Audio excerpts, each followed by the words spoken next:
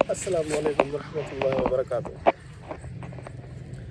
آج کا جو موضوع ہے وہ ہماری سوچ کے متعلق موضوع بتا رہا ہوں آپ کو کون سا ہونا چاہیے۔ غریبی کے متعلق میں بتانا چاہ رہا ہوں آج۔ غریب بہت قسم کے ہوتے ہیں۔ ایک ہوتے ہیں جسمانی غریب، جس میں نابین ہو گیا، لنگڑا ہو گیا، گونگا بہرا ہو گیا، اور ایک ہوتا ہے مالی غریب، جس میں خود آ گیا، جس کیٹیگری میں جس کے پاس زیادہ پیسے نہیں ہیں۔ اور ایک ہوتا ہے خیالی غریب، جس کو ہم الٹرا پرو میکس غریب کہیں تو وہ یہ غلط نہیں ہوگا۔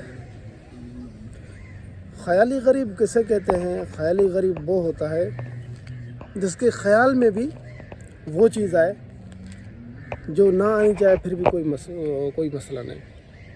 جیسے فرض کرو، اگر یار ارے کاش میرے پاس 2 لاکھ ہوتے۔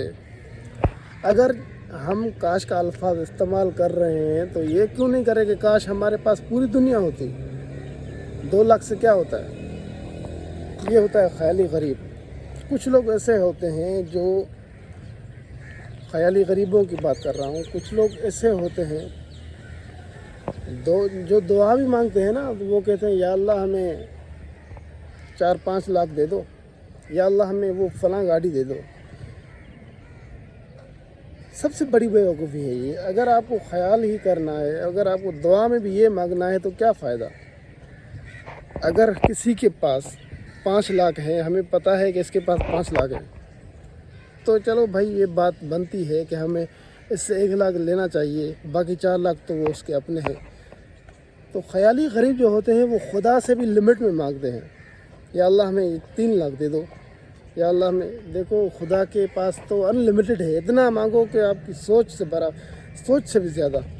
تو میں نے کبھی بھی دعا میں یہ نہیں مانگا یا اللہ مجھے 5 کروڑ دے دو۔ 5 کروڑ پہ تو ہماری آنکھ ہی نہیں ڈوبتی یار۔ جب ہم اللہ سے مانگتے ہیں تو 5 کروڑ کیا ہوتے ہیں؟ یا اللہ ہمیں فلاں گاڑی دے دو، میں کہتا ہوں کوئی بھی گاڑی نہیں دے، یا اللہ مجھے دنیا کا بادشاہ بنا دو۔ جب مانگنا ہی خدا سے ہے تو خیال میں بھی کمی کیوں پیش کر رہے ہیں آپ؟ یہ سب سے بڑی بیوقوفی ہے۔ میں آپ کو بتا رہا ہوں، جب بھی آپ دعا مانگو نا تو ہر چیز مانگا کرو، کیونکہ ہم خدا سے مانگتے ہیں، کسی انسان سے نہیں مانگتے جس کے پاس صرف اور صرف لمٹ میں تعداد ہو۔ تو خیالی غریب جو ہوتا ہے نا وہ تقریباً غریب ہی رہتا ہے، کیونکہ اس کے خیال میں آتا ہی نہیں ہے یار چھوٹا سا گھر ہو۔ آپ اتنا خیال کو آگے بڑھاؤ، اتنی سوچ کو آگے بڑھاؤ، کیونکہ جو ہم سوچتے ہیں اس تک آخر تک ہم پہنچتے ہیں۔ جو ہمارے خیالوں میں آتا رہتا ہے وہ ہم اس کو لازمی اس تک پہنچ جاتے ہیں آہستہ آہستہ۔